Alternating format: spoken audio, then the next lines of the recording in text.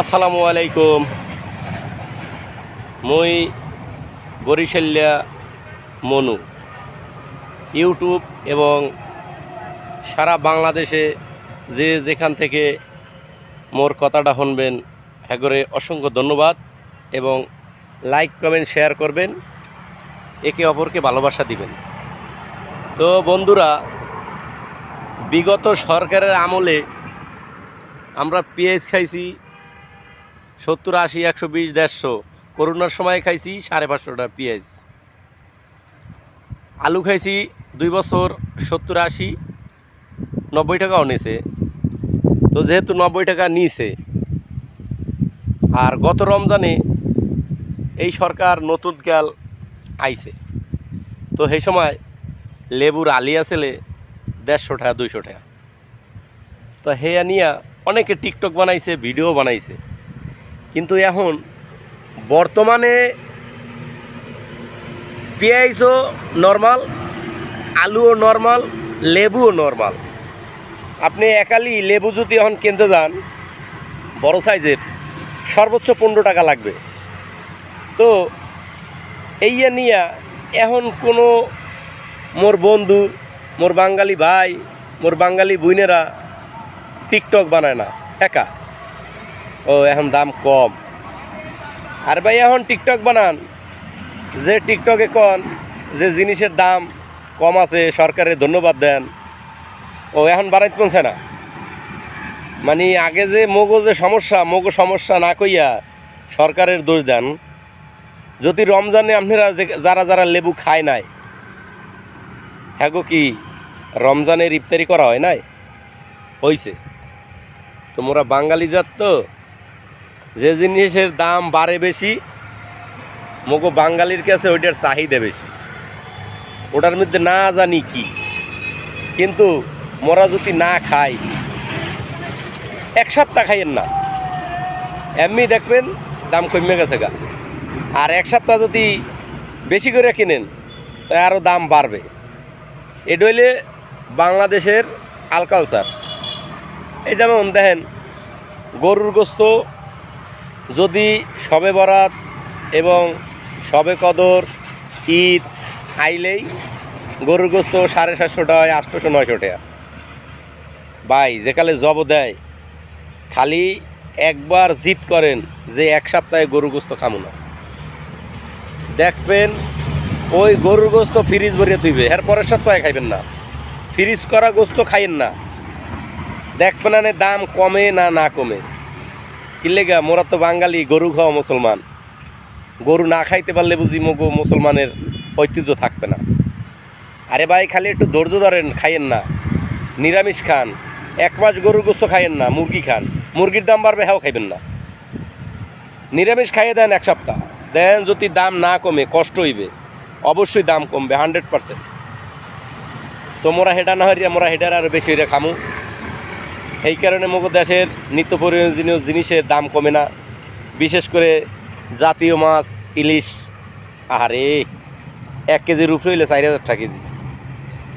যে ইলিশ মাছ ধরতে গেলে জাল হালান লাগে, আদার খাওয়ান লাগে না, খালি একটু তেল খরচ হয়, নৌকা নিয়ে নদীতে যান।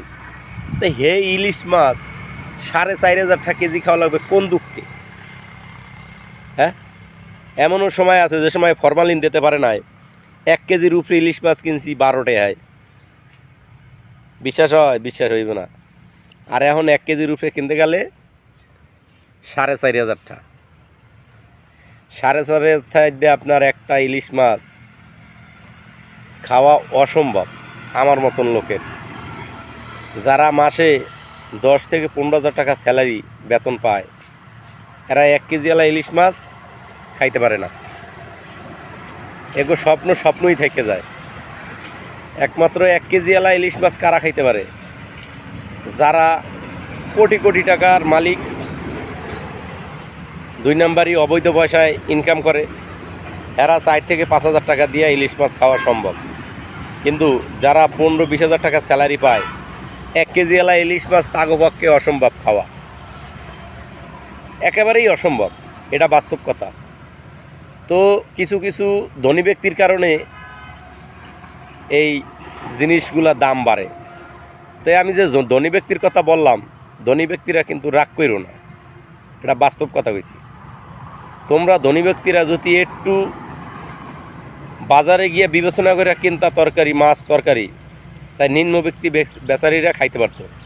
আমি যে জায়গায় থাকি সুতাং বাজারে, আমি একদিন বাজারে গেছি, তো বাজারে যাইয়া আমি একই মাছ দাম করছি, আমার কাছে 20 টাকা কম চাইছে।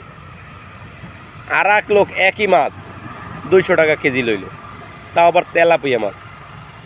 তো ওই লোক যাইয়া 200 টাকা কেজি লইল, দাম করলো না, কিছু করলো না, খালি কয়টারে দে। আমার দায় দেখি কম নেবে? জীবনেও কম নেবে না। তো জীবনেও যেহেতু কম নেবে না, তো আমরা কি করব? আমাগো ছাড়া, মরিচ দিয়ে ছাড়া খাওয়ার আর কোনো উপায় নাই।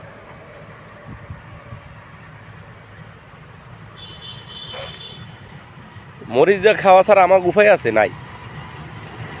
তো ধনী ব্যক্তিরা তো আছেই, তাছাড়াও কিছু আছে মধ্যব্যক্তি, এরাও যেভাবে ধনী ব্যক্তিকে ভাব নেয়,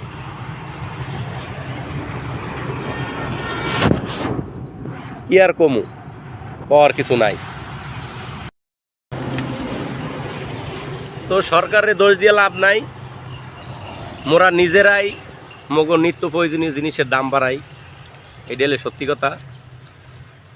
আর বিশেষ করে মোরা বর্তমান সরকারের কাছে কিছুই চাই না, চাই নিত্য প্রয়োজনীয় জিনিসের দামটা যাতে কম থাকে, নাগালের ভিতরে থাকে।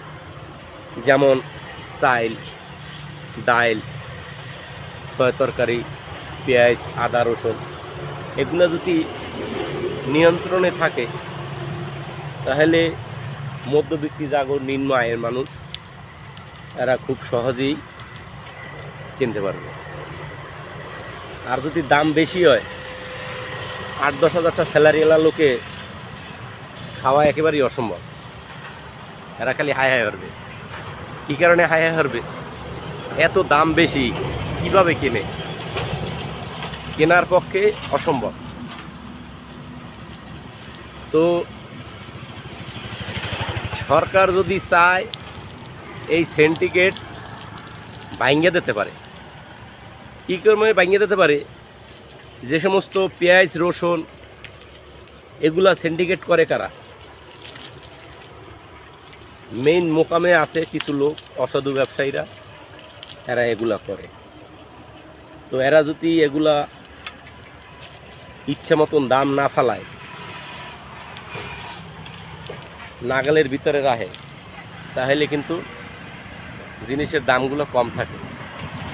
তো এরা এমনভাবে অসহায় মানুষকে পুঁজি করে এরা ব্যবসা করে। তাই সরকারের প্রতি আকুল আবেদন, অসাধু ব্যবসায়ীদের প্রতি দৃষ্টি আকর্ষণ রাখবে সরকার। যেমন এই ঈদে আমরা বাড়ি গেছি, ঈদের 1 সপ্তাহ পর্যন্ত 1000-1200 টাকার টিকিট রাখছে, অথচ যেই ভাড়া 600 টাকা, ডাবল রাখছে আইতেও যাইতেও। তো সরকার তো এত কিছু রাখা সম্ভব না, আবার সরকার চাইলে রাখতে পারে।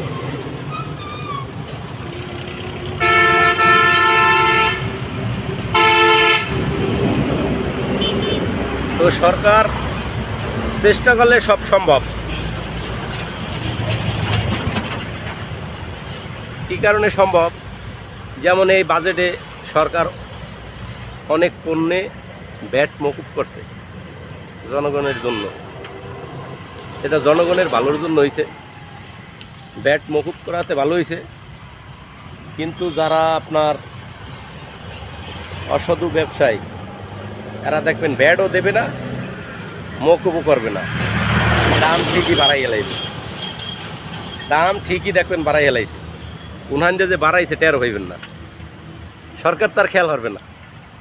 সরকার একলা মানুষ কত দিয়ে যাবে? পুলিশ, প্রশাসন সবাই তো আর এক না। সৎ ব্যবসায় লাভ বেশি, অসৎ ব্যবসায় ধনী বেশি ক্ষণিকের জন্য। এটা কিন্তু বাস্তব কথা। আপনি মানেন কি চাই না মানেন, আমি এতে একমত। অসৎ ব্যবসা ছাড়েন, দুনিয়ায় ও আখেরাতে ভালো থাকেন। কি বন্ধুরা, সত্যি বলছি না? ব্যবসা হইলে পবিত্র, তো যদি করেন নবীর সুন্নত মোতাবেক করবেন, দেখবেন ব্যবসা হালাল হইবে। আর যদি নবীর সুন্নত ছাড়া করেন ব্যবসা অবৈধ, বেহালাল হইবে, যা ইনকাম করবেন। তো সবাই ভালো থাকবেন, সুস্থ থাকবেন। আল্লাহ হাফেজ।